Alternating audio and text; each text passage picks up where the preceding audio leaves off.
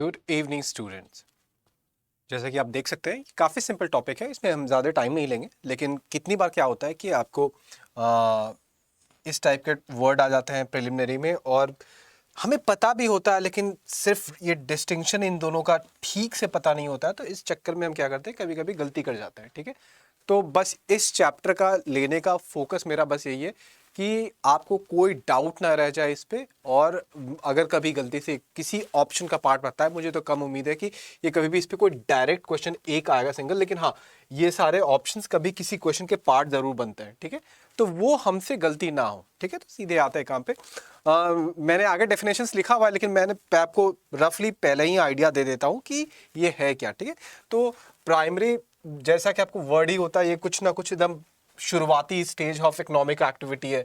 तो अगर आप सोच के देखिए, जैसे मान लीजिए इन केस आपको नहीं पता होता, ऐसा चांसेस कम है आपको नहीं पता होगा, लेकिन हम क्या पढ़ रहे हैं, सेक्टर्स ऑफ इकोनॉमी, उसमें क्या होता है, इकोनॉमिक एक्टिविटी होता है। ठीक है, अब अगर देखिए हम प्राइमरी वर्ड यूज कर रहे हैं, तो हम इससे क्या इंप्लाई कर रहे हैं, हम बोल रहे हैं कि वो इकोनॉमिक एक्टिविटी जो ह्यूमन ने शायद सबसे पहले किया हो, तो वो आपके हिसाब से कौन सा होगा। और यहीं पे आपका आंसर है।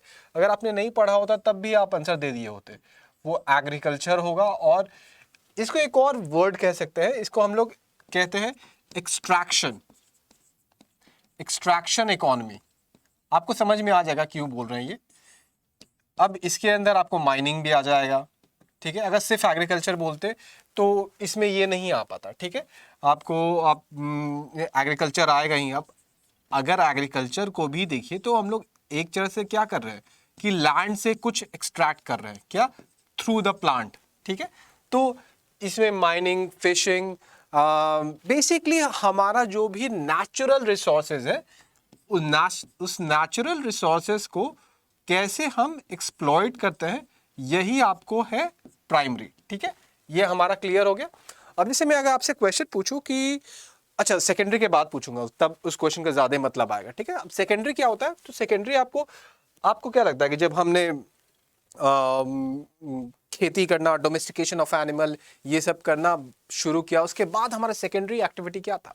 तो अगर आप मोहनजोदारो ये सब वर्ड का थोड़ा याद रखें, तो आपको क्या याद आता है कि हमने वो पॉट बनाना शुरू किया, हमने बीड्स बनाना शुरू किया। तो हम कर क्या रहे हैं, हम क्या कर रहे हैं कि क्ले को लिया हमने, क्ले को हमने ट्रांसफॉर्म कर दिया। ठीक है, दैट इज मॉडिफाई कर दिया। ठीक है, तो यही कर रहे हैं ना हम इवेंचुअली। और सेकेंडरी सेक्टर अगर सही देखिए तो वही है, आपको transformation of the primary sector product output कहिए। मतलब कि प्राइमरी सेक्टर का जो भी आपको आउटपुट होगा, उसको as a raw material use करेगा ये, और उसके बाद उसको ट्रांसफॉर्म करेगा, वाई, टू ऐड वैल्यू। तो सेकेंडरी सेक्टर का बेसिक मकसद क्या है, टू ऐड वैल्यू। ट्रांसफॉर्मेशन क्यों कर रहे हैं, बिना कोई मकसद क्या कर रहे हैं, नहीं, हमको वैल्यू ऐड करना है। तो कैसे वैल्यू ऐड कर रहे हैं, जैसे मान लीजिए हम इंडस्ट्री करते हैं, मैन्युफैक्चरिंग करते हैं, उसमें क्या होता है कि जो प्राइमरी आपको इकोनॉमी से जो भी निकल रहा है, जैसे मान लीजिए हमें निकलता है ओर्स। ठीक है, अब ओर्स का हम कुछ तो नहीं करेंगे ना, लेकिन अगर इसे हम मैन्युफैक्चरिंग में डाल देंगे तो ये हमें आयरन दे देगा, स्टील दे देगा। अकॉर्डिंगली आपको आइडिया लग रहा है कि हम जब बोलते हैं आपको और उसके अलावा आपको जो भी आपको दूसरा चीज मिल रहा है, जैसे अगर मान लीजिए वो आपको एग्रीकल्चर से हमें वीट मिला। ठीक है, अब वीट का हम क्या करेंगे, फ्लावर बना देंगे। फ्लावर आपको पेड़ से तो नहीं निकल रहा है ना, हम जमीन से तो नहीं निकाल रहे ना, ये कैसे आया, हम वीट को ट्रांसफॉर्म किए। तो हमारा बेसिक आपको सेकेंडरी सेक्टर का मकसद क्या हो गया, सेकेंडरी सेक्टर का ये मकसद हो गया कि ये ट्रांसफॉर्म करता है, ऐड वैल्यू करता है, और इसीलिए हम इस पे मैन्युफैक्चरिंग और इंडस्ट्री ये सब सेक्टर देखते हैं। ठीक है, अब आपसे अगर मैं आपसे क्वेश्चन पूछूं कि ऑयल निकालना कौन से सेक्टर में जाएगा, तो आंसर दीजिए। मैंने अभी आपको बताया वो प्राइमरी में जाएगा या सेकेंडरी में जाएगा। कंस्ट्रक्शन सेक्टर किस में जाएगा, फिर आपको एनर्जी प्रोडक्शन किस में जाएगा। ये सब मैं आपको इसलिए क्वेश्चन दे रहा हूं क्योंकि ये थोड़ा साइड हट जाता है। अगर आप डेफिनेशन पे ठीक से ध्यान दीजिएगा तो अभी भी आपको आंसर मिल जाएगा, लेकिन थोड़ा साइड आदमी हट जाता है। ठीक है, अब इतना टाइम आपको काफ़ी दे दिया मैं सोचने के लिए। देखिए आप देखिए, ऑयल भी तो एक तरह से क्या है तो नेचुरल रिसोर्सेज ना, वो हमने नहीं बनाया ना, उसको एक्सट्रैक्ट करते हैं हम, ठीक है, तो वो आ जाएगा प्राइमरी में। अब एनर्जी प्रोडक्शन क्या है? ट्रांसफॉर्मेशन ऑफ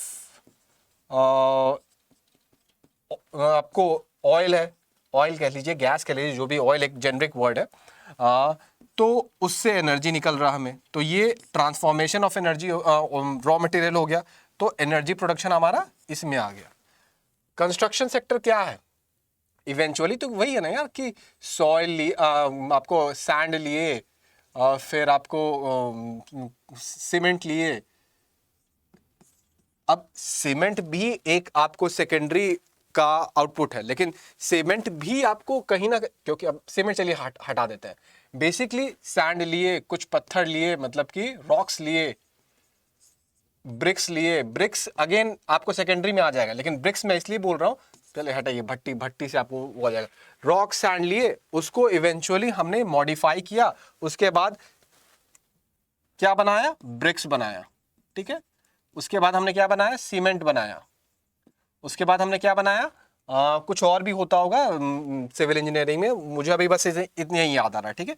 तो ये दोनों बनाया, ठीक है। अब ये पहले तो यही हमारा सेकेंडरी हो गया, क्योंकि ब्रिक्स हमें मिलता नहीं है, हमें सैंड से उसको बनाया है, सैंड से बोल रहे, सॉइल से बनाया है। सीमेंट भी हमें मिलता नहीं है, उसको हमने बनाया है, तो ये इसमें आ जाएगा। अब ये मिलके एक और सेकेंडरी इंडस्ट्री का पार्ट बनेगा, जो कि कंस्ट्रक्शन सेक्टर आपको टोटल इन जेनरिक पार्ट का होगा। तो आपको आइडिया लग गया होगा कि ये कैसे आपको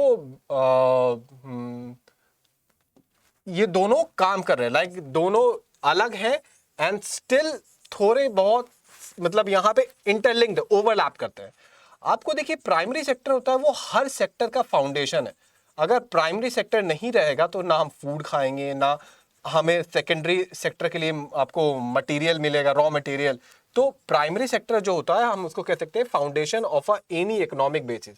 जब हम कभी किसी कंट्री का इकोनॉमिक डेवलपमेंट पढ़ते हैं, तो उसमें इवेंचुअली कोई देश एक दूसरे से डिफर करता है बस इसी बेसिस पे कि कोई इकोनॉमी अभी अपने किस स्टेज पे है। अगर मान लीजिए कोई इकोनॉमी अभी मान लीजिए अपने प्राइमरी स्टेज में है, तो वो काफ़ी अंडर डेवलप्ड आपको स्टेज पे। क्यों? क्योंकि उसे अभी जो नेचर से मिल रहा है उसे ट्रांसफॉर्म करना भी अभी ठीक से नहीं आया। जैसे हम मान लीजिए अभी के एग्जाम्पल में, जैसे ट्राइबल एरिया हो गया, या हो सके, मुझे एग्जैक्ट आपको डिटेल्स तो पता नहीं है, लेकिन मान लीजिए अफ्रीकन कुछ कॉलोनीज हैं जो कि बहुत रिमोट हैं, अमेज़न में कुछ कॉलोनीज हैं जो कि बहुत रिमोट है, वो अभी बस सीधे बस पेड़ से आपको कुछ तोड़ते हैं और खाते हैं, ठीक है, लेकिन वो अभी सेकेंडरी में नहीं आया। तो जो कंट्री जितना जल्दी ये सीक्वेंस फॉलो करेगा, वो कंट्री उतना ज़्यादा डेवलप्ड होते जाएगा। तो ये भी बात हमें याद रखना, ये सब फैक्ट हम अपने मेंस में यूज़ कर सकते हैं, ठीक है।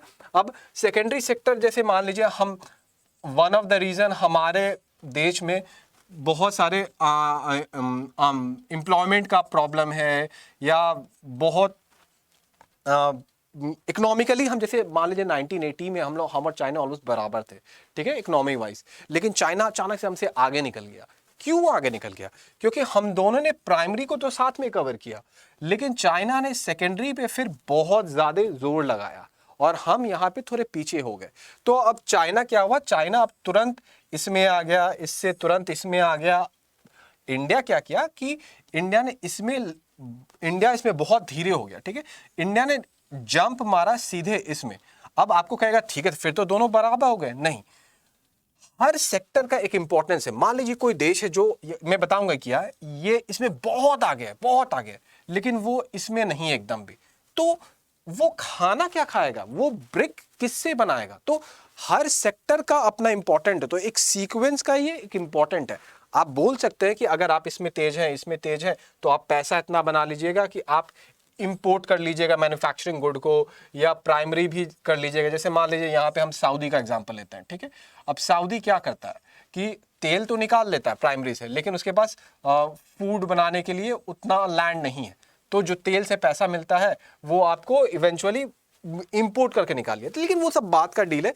हम इसके इंटर रिलेशनशिप को बस इतना एम्फेसाइज इसलिए कर रहे हैं कि हमें ये समझ में आना चाहिए कि हर सेक्टर का एक इम्पॉर्टेंस है, उसको हम बिना जंप किए आगे नहीं जा सकते हैं। जो अभी हमारा प्रेजेंट गवर्नमेंट है या इन पिछले बहुत सारे गवर्नमेंट भी मैन्युफैक्चरिंग पे काफ़ी एम्फेसाइज कर रही है कि मैन्युफैक्चरिंग जब तक हम उसको ठीक से नहीं कर पाएंगे, हमारा जो अनएम्प्लॉयमेंट का जो प्रॉब्लम है वो कभी भी सॉल्व नहीं हो पाएगा। और जो हमारा ट्रेड डेफिसिट हमेशा बना रहता है, क्योंकि हम गुड्स बाहर से खरीदते तो है बहुत सारे गुड्स, लेकिन बाहर बेचने को हमारे पास जनरली गुड्स नहीं रहता है, तो वो गुड्स हमारा कहीं ना कहीं यहीं से आएगा। ठीक है, तो ये हम दो सेक्टर तो समझ गए। ठीक है, अब टर्शरी सेक्टर को आप इन जनरल सर्विस सेक्टर कह सकते हैं। ठीक है, आपको ये जनरली आपको क्या करता है कि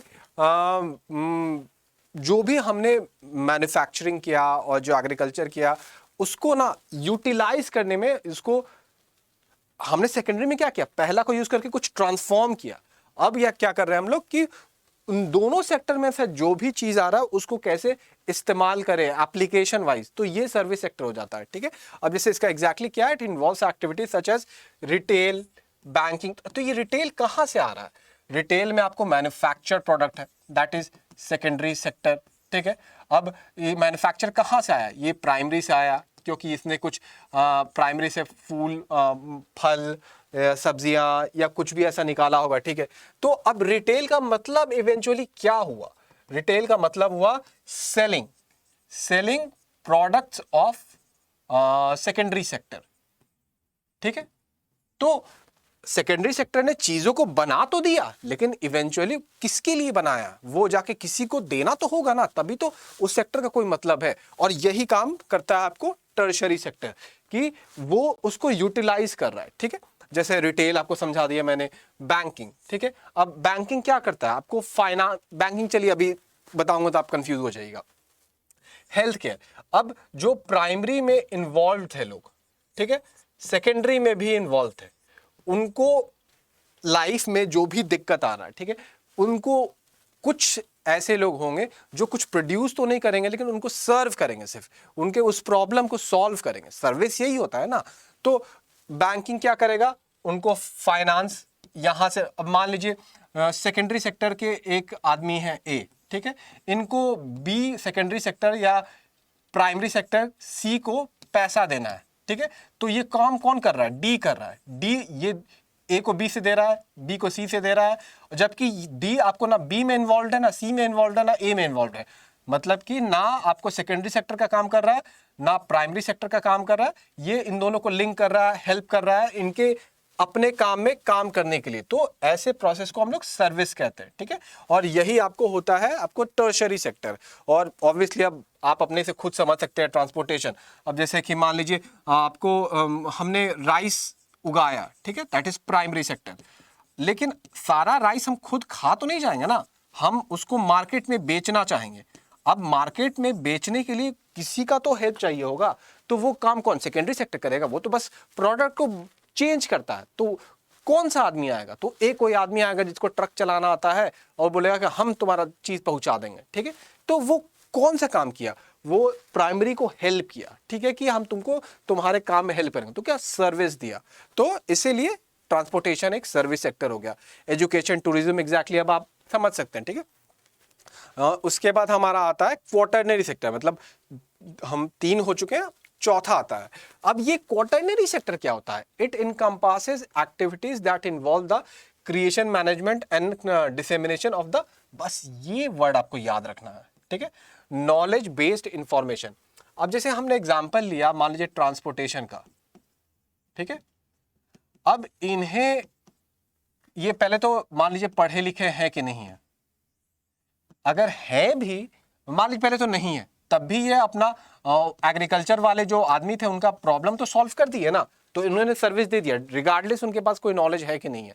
मान लीजिए पढ़े लिखे होते भी, ये एकदम आपको सारे दुनिया के कॉलेज का डिग्री लिए हुए, स्टिल जब वो आपको ट्रक से ले जा रहे उस मार्केट में राइस को, तो वहां पे अपने नॉलेज का तो यूज नहीं कर रहे ना, रिगार्डलेस उनके पास नॉलेज है लेकिन यूज तो नहीं कर रहे ना, वो ट्रक को चला के ले जा रहे हैं बस वहां पे, तो वो इसीलिए टर्शरी में चला गया। लेकिन जब आदमी अपने नॉलेज को यूज करेगा तब ये आ जाएगा आपको क्वार्टरनरी में। आपने समझा, मैं एक ही आदमी का एग्जांपल इसीलिए ले रहा हूं कि वो एक ही आदमी जब दो डिफरेंट समय में दो काम कर रहा है तो कैसे उसका सेक्टर चेंज हो जा रहा है। वही आदमी जिसके पास नॉलेज भी है लेकिन वो पहला काम में आपको टर्शरी में जा रहा है और दूसरे काम में वो क्या बोलेगा कि अब मुझे नॉलेज यूज करना है, उसके पास नॉलेज किस चीज का है, उसको मान लीजिए जियो स्पैटियल लोकेशन देखने आता है। अब जियो स्पैटियल लोकेशन क्या है यार, कि उसको गूगल इमेज देखने आता है और वो आपको क्या करता है कि उसको पता है कि हम अपना गाड़ी को यहाँ से वहाँ ले जाएंगे इस मैप के हिसाब से